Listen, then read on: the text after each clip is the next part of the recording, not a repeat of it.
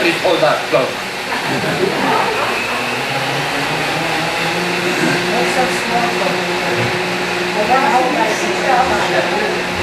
Time to go out and have a cigarette? No? Alright, I'll just have to talk louder then. Alright, we'll keep the theme going then. This I call The Hill. It's based about the Hill of Tara, a very sacred place in Ireland. And on the top of the hill, all important ceremonies would be conducted, including marriages and stuff like that. And the hill. On Tara's sacred hill are found, in unison and heartfelt troth, a pair of old true lovers bound by Brehon law and Celtic knot. The spirits gather all around, with their power they now instill, in moonbeam bright and clear starlight, two cladder rings fulfill. He holds her to his beating heart, and swears his love this night.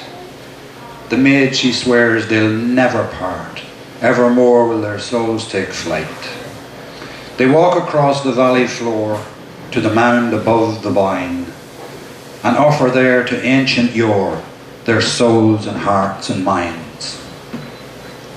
A saddled mare for them awaits, in patient silence and to greet this pair who here have coupled fate, together now, night-bound and fleet. That was the hill. And then across the Boyne River, across the valley from Tara, is a place called New Grange. It's Neolithic, it's carbon dated, older than the pyramids in Egypt, and a very sacred place. I call this the solstice.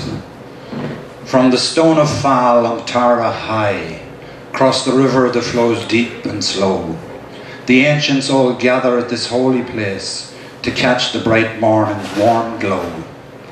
In robes of pure white they walk the ground and wait for the rising sun.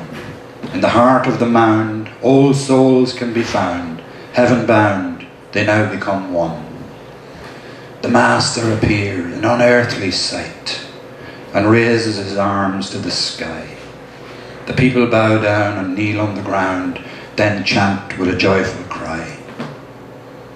The rays creep across the hills in the glen and strike the box over the door.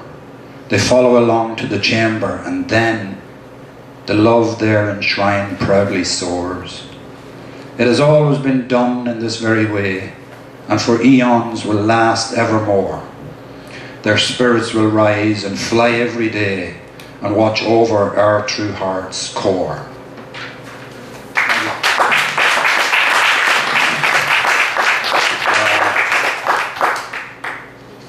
Right, okay, two more. Okay, I wrote this one as a warning to all of us writers in general, because the written word is a very powerful weapon, can be a very powerful weapon in the wrong hands or in the wrong mind. So it's just a little reminder to us all, you know. I call it the poison pen. Watch out for the poison pen, whose words can flash through time and space, catching you when sleep sets in, stare at you right in your face. Perhaps a dream, could it be real? Did black magic assume the role? With the devil was there made a deal, now twixt and tween a deep black hole. Clever playmate in hidden space, the motive will be ever unclear. The Lilith heart now out of place with what was once thought so dear. An ancient hurt has wounded deep with lies and infidelity, so now can't ever let it sleep until the time it is set free.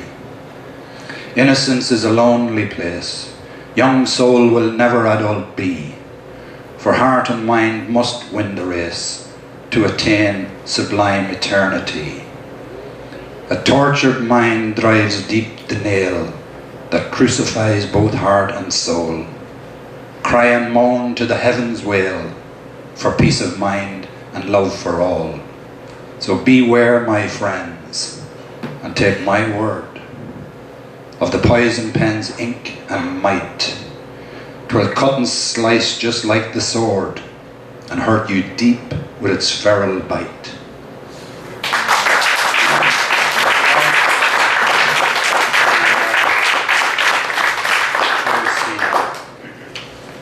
One more. All right.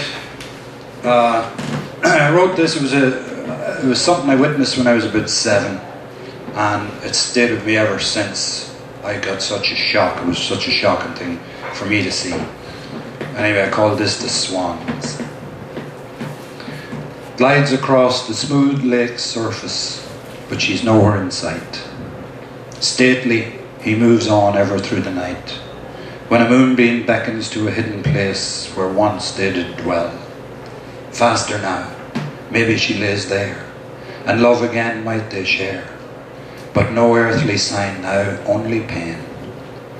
Mute, and no sound escapes. The reeds and the rushes lay empty. The archer with arrows more plenty has struck in her heart's place.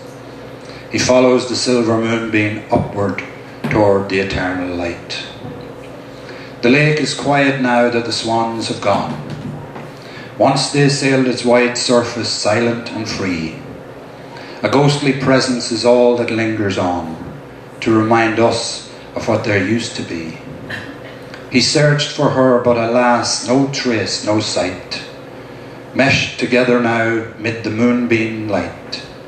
His last song, silent sung from deep within. Then, merging slowly with the mist, he faded from without.